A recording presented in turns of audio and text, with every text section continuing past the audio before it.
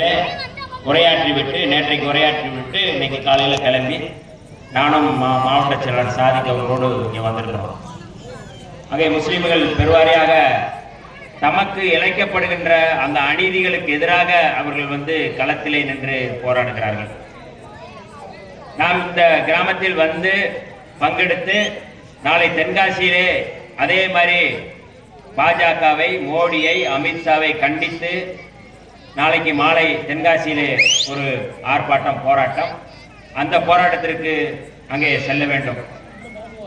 ஆக விடுதலை சிறுத்தைகள் எல்லோருக்கும், பாதிக்கப்பட்ட எல்லா மக்களுக்கும் போராடக்கூடிய ஒரு இயக்கமாக இன்னைக்கு விடுதலை சிறுத்தைகள் திமுக, அதிமுகவுக்கு அடுத்தபடியாக அல்லது திமுக, அதிமுகவை தாண்டி போராடக்கூடிய ஒரு இயக்கமாக விடுதலை சிறுத்தைகள் இருக்கிறது என்றால் அது நமக்கெல்லாம் பெருமை. தமிழ்நாட்டு அரசியலில் விடுதலை சிறுத்தைன்னு சொல்றதுக்கே ஒரு துணிச்சல் வேணும். நான் விடுதலை சிறுத்தை அப்படின்னு சொன்னா அதுக்கு ஒரு துணிச்சல் வேணும். ஏனென்றால் மற்ற கட்சிகள் மேம்போக்காக நான் இந்த கட்சிக்காரன் கேட்டு போயிடலாம். ஆனால் விடுதலை சிறுத்தைன்னு சொன்னா அவன் சாதி ஒழிப்புக்காக மட்டும் போராடி கொண்டிருப்பவன், சீர்திருத்தம் செய்யக்கூடியவன், சாதிக்கு எதிராக போராடுபவன். ஆக அதற்கு ஒரு துணிச்சல் வேண்டும். அந்த அடிப்படையில் தான் இன்றைக்கு நம்முடைய சங்குப்பட்டி கிராமம்தான் இந்த கூட்டத்தை பார்க்கும் பொழுது எங்கள் ஊரில் நான் முதல்ல நடத்தின கூட்டம் மாதிரியே இருக்குது. நானும் முகாம் செயலாளராக இருந்து தான் இந்த களத்துக்கு வந்திருக்கிறேன். சும்மா வரல. முகாம் செயலாளராக இருந்து அப்புறம் கொஞ்சம் கொஞ்சமாக தான் அப்படியே போய் சென்னையில் போய் தலைவரோடு இருந்து நம்ம வந்திருக்கிறோம்.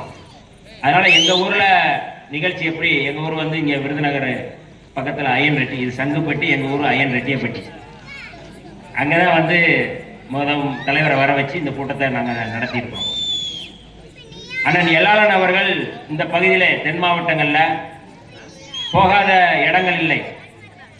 என்னை போன்றவர்களை இந்த கட்சியிலே அரசியல் படுத்தியவர் நம்முடைய மரியாதைக்குரிய அண்ணன் எல்லாளன் அவர்கள். நாம் இன்று சாதிக்கு எதிராக, சாதியத்துக்கு எதிராக நாம் போராடி கொண்டு இருக்கின்றோம். எங்க ஊர்ல கூட ஒரு பெரிய கலவரம் நடந்தது 1997. அப்படி கலவரம் நடந்து இருதரப்புக்கும் கலவரம். அவர்கள் தெலுங்கு பேசக்கூடியவர்கள் தான். அவர்கள் சாதிய ஒடுக்குமுறையை நடத்தினார்கள். ரோட்டிலே நடந்து போனால் சாணி எடுத்து தெரிவார்கள். அந்த சாணி அடியை நாங்கள் வாங்கியிருக்கிறோம். நம்ம அக்கா தங்கச்சி நடந்து போனாங்கன்னா பின்னாடி சடையை பிடிச்சி இழுப்பாங்க. ஏன்னா எங்கள் ஊரை பொறுத்தளவு ஒரு 100 குடும்பம் தான், மைனாரிட்டி குடும்பம் தான், பறையர்கள். ஏன் இதை நம்ம இந்த ஊரில் சொல்கிறோம் அப்படின்னா, இந்த கடந்து வந்த பாதை அப்படிங்கிறது ரொம்ப முக்கியமான பாதை. நெருப்பாத்துல நீந்தி வருவாங்கன்னு சொல்லுவாங்கல்ல, அப்படி அந்த நெருப்புக்குள்ளே நீந்தி வந்த இயக்கம் விடுதலை சிறுத்தைகள் இயக்கம். அப்படித்தான் நாங்கள் வந்திருக்கிறோம். அங்கே கலவரம் நடக்குது. கலவரத்தில் 2 படுகொலைகள் நடக்குது. இந்த படுகொலையில் மொத்தம் 26 பேர் கைது செய்யப்பட்டார்கள். அதில் நானும் ஒருத்தர், எங்கள் அப்பாவும் ஒருத்தர், எங்கள் தம்பி ஒருத்தர், மச்சா, மாமா எல்லாருமே கைது. ஸ்ரீவில்லிபுத்தூர் கோர்ட்டில் தான் அந்த வழக்கு நடத்தப்பட்டது. அதில் மொத்தம் 26 பேரில் 13 பேர் விடுதலை செய்யப்பட்டார்கள். 13 பேருக்கு ஆயுள் தண்டனை. அதில் நானும் ஒருத்தர், எங்கள் அப்பா ஒருத்தர், தம்பி ஒருத்தர், எல்லாருமே 13 பேருக்கு ஆயுள் தண்டனை மதுரை ஜெயிலில் அடைச்சோம். அருப்புக்கோட்டையில் இருந்த காவல் நிலையத்தில் எதுக்காக இதை சொல்கிறோம் அப்படின்னா, எங்களெல்லாம் பிடித்து காவல் நிலையத்தில் அடைச்சி வைக்கிறாங்க. தலைவர் அவர்கள் மதுரையிலேருந்து நான் போலீஸ் ஸ்டேஷனுக்குள்ளே இருக்கிறோம். அண்ணன் எல்லாளன் போன்றவர்கள், எல்லாளன் அவர்கள் தலைமையில் அங்கே ஒரு டீம் காவல் நிலையத்துக்கு வெளியிலே நிற்கிறாங்க. எங்களை எங்களை எந்த நீதிமன்றத்தில் ஆஜர்படுத்தி மதுரையில் இருக்கிற ஜெயிலில் போய் எங்களை அடைக்கணும். அதான் போலீஸுடைய அந்த ப்ரொசீஜர். இவங்க நைட்டெல்லாம் உட்கார்ந்துருக்கிறாங்க. நாங்கள் எப்போ எங்களை அடைக்க போகிறாங்க அப்படிங்கிறது தெரியல. ஆனால் அவங்களுக்கு பசி கொடுமை அவங்களுக்கு. அந்த நேரத்தில், இரவு நேரத்தில் ஒருத்தர் சைக்கிளில் போகிறார். அப்போ சைக்கிளில் போகும்போது அவர் அந்த ஒரு பெரிய வாளி, அந்த வாளியில் கூப்பிட்டு என்ன இருக்குன்னு கேட்குறாங்க. அவர் உடனே பன்னிக்கு போடுற இட்லி, அதாவது நைட்ல 11 மணிக்கு 12 மணிக்கு போல ஹோட்டல்களில் வந்து மிஞ்சி போன, அதாவது சாப்பிட்டு மிஞ்சி போன இட்லியை வந்து மொத்தமாக வாங்கிட்டு ஒரு வாளியில் வச்சுட்டு பன்னி வளர்க்குறவங்க வந்து அதை வந்து பன்னிக்கு போடுறதுக்கு வந்து எடுத்துட்டு போவாங்க. அப்போ அவர் வந்து அண்ணன் எல்லாளன் போன்றவர்கள், எல்லாளன் மற்ற தோழர்கள் எல்லாருமே சரி அதை கொடுங்க நாங்கள் சாப்பிட்றோம். ஏது இந்த இடத்துல நம்ம சொல்றோம் அப்படின்னா, இன்னைக்கு வந்து விடுதலை சிறுத்தைகள் இந்த அளவுக்கு நம்ம வந்து வளர்ந்து எழுந்து நிற்கிறோம் என்றால் நாம் கடந்து வந்த பாதை சாதாரணம் அல்ல. அன்னைக்கு வந்து குறிஞ்சாங்குளத்துல வந்து உள்ள போகக்கூடாது, போலீஸ்காரங்க தடுத்தாங்க. போலீஸ்காரங்க உள்ள போகக்கூடாது, சுத்தி பேரிகார்டு போட்டாங்க. எங்காவது உள்ள போனோம்னா கைது பண்ணுவாங்க, பிடிச்சு போயிடுவாங்க. அப்படிங்கிற நேரத்தில் நானும் அண்ணன் எல்லாரும் போன்றவர்கள் இப்ப ஒரு எத்தனை வருஷம் இருக்கும், 1.5 வருஷம் இருக்கும். அப்பதான் பிரச்சனை நடந்துகிட்டு இருக்கு. நாங்க போய் கொடியை போய் நடுறோம், புடுங்கி போடுறாங்க. நாங்க நிக்கிறோம், நாங்க நிற்கும் போதே கல்லெடுத்து எறிகிறாங்க. ஆனால் அந்த கல்லெறி விழுந்தாலும் பரவாயில்ல, நம்ம நம்ம நம்ம போய் நின்னாதான் நம்ம மக்களுக்கு துணிச்சல் வரும். நம்ம மேல விழுந்தாலும் பரவாயில்ல அப்படிங்கிற இடத்துல தான் நம்ம போய் நிற்கிறோம். அப்போ ஊருக்குள்ளே வரக்கூடாது, இப்போ எல்லா இடங்களையும் பேரிகார்டு போட்டுட்டு இருக்கிறாங்க அப்படின்னா, ஆனால் நம்ம அந்த ஊருக்கு போனால்தான் அந்த மக்களுக்கு துணிச்சல் வரும், அச்சம் விலகும் என்கின்ற அடிப்படையில் தான் இங்கே வந்து இப்போ காரெல்லாம் விட்டுட்டு போலீஸ்காரங்களுக்கு தெரியாம இங்கிருந்து பைக்லேயே போய் அந்த வில்லேஜுக்குள்ள நுழைஞ்சோம். காவல்துறை வந்து எப்படி உள்ளே நுழைந்தார்கள் என்று அவர்களுக்கு அச்சம். நாங்கள் போய் அங்கே சர்ச்சில் உட்காந்து பேசுகிறோம். ஆனால் அவங்களால வந்து எங்களை வந்து தடுக்க முடியல. எந்த கிராமத்தில் எங்கு பாதிப்பு நடந்தாலும் காவல்துறை தடுத்தாலும் அதை உடைத்து அந்த கிராமத்திற்குள் நுழையக்கூடிய துணிச்சல் மிக்கவர்கள் விடுதலை சிறுத்தைகள். நீங்க வந்து ஜெயில போடுவீங்களா, அதை பத்தி கவலை இல்லை.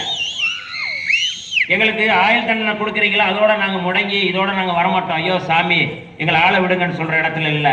ஆயுள் தண்டனையை உடைத்து விடுதலையாகி மீண்டும் இந்த களத்திலே நின்று போராடுவோம் என்றால் அதனால விடுதலை சிறுத்தை. மற்றவங்களும் ஓடி போய் உட்கார்ந்துருவாங்க. கரெக்டுங்களா இல்லையா? ஏனென்றால் அந்த ஆற்றலையும் துணிச்சலையும் நமக்கு கொடுத்து வருபவர் புரட்சியாளர் அம்பேத்கர் அவர்கள். அவருடைய வழியிலே நம்முடைய தலைவர் எழுச்சி தமிழர் அவர்கள் இன்றைக்கு இந்த மக்களை அணிதிரட்டுகிறார். நம்முடைய மரியாதைக்குரிய கதிரேசன் அவர்கள் சொன்னார், அவரை நான் ஜெயிலில் தான் பார்த்தேன், கிளாஸ்மேட் மாதிரி அவர் எனக்கு ஜெயில்மேட்டு. ஜெயிலில் தான் பார்த்தேன். அவர் பாளையங்கோட்டை ஜெயிலில் இருந்து அவர் வந்து அண்ணன் மரியாதைக்குரிய போராளி பசுபதி பாண்டியன் அவர்களுடைய அமைப்பில் அவரோடு இருந்து செயல்பட்டவர்.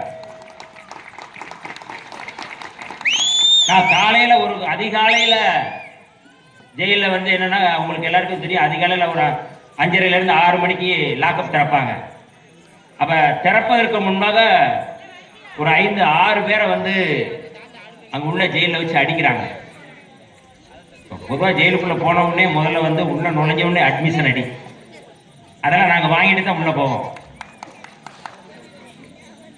ஏன்னா நீங்க வந்து ஒரு பொது இடத்துக்கு பொது நோக்கத்திற்காக மக்களுக்காக ஒருவன் வந்து இறங்கிட்டான் அப்படின்னா நீங்க வெறும் மாலை தான் போடுவாங்க, சால்வை தான் போடுவாங்க, வாழ்த்து தான் செய்வாங்கல்ல. அடி உதவி வாங்கிட்டு இந்த களத்தில் நம்ம நிற்கிறோம். அதுக்கு தயாராக இருந்து இந்த களத்தில் வர்றோம். வெறுமனே வந்து வாங்க வாழ்க வாழ்கன்னு சொல்றது இல்லை. ரத்தம் சிந்தினாலும் சரி, நம்ம அவமதிச்சாலும் சரி. இன்னைக்கு அந்த குறிஞ்சாங்குளத்துக்கு போறோம், கல்லெடுத்து எறிகிறாங்க அந்த மக்கள்.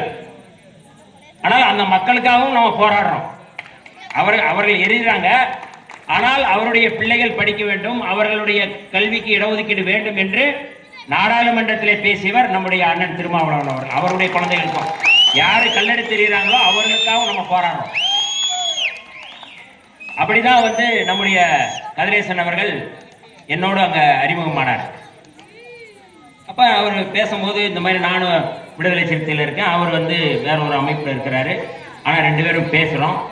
நம்முடைய கருத்துக்களை பேச பேச, அண்ணன் திருமாவளவன் அவர்களை பேச பேச, அவருக்கு வந்து அங்கேயே சிறைக்குள்ளேயே தான் ஒரு விடுதலை சிறுத்தையாய் மாற வேண்டும் என்று அவர் மாறி சிறையிலிருந்து வெளியே வந்த பிறகு அவர் வந்து தலைவரை சந்தித்து இன்னைக்கு வந்து அந்த கோவில்பட்டி பகுதியில் ஒரு ஒரு தலைவராக, அங்கே கிளவிப்பட்டின்னு ஒரு வில்லேஜ், இங்கே சங்குப்பட்டி, அங்கே கிளவிப்பட்டி, அந்த ஊராட்சியினுடைய ஊராட்சி மன்ற தலைவர்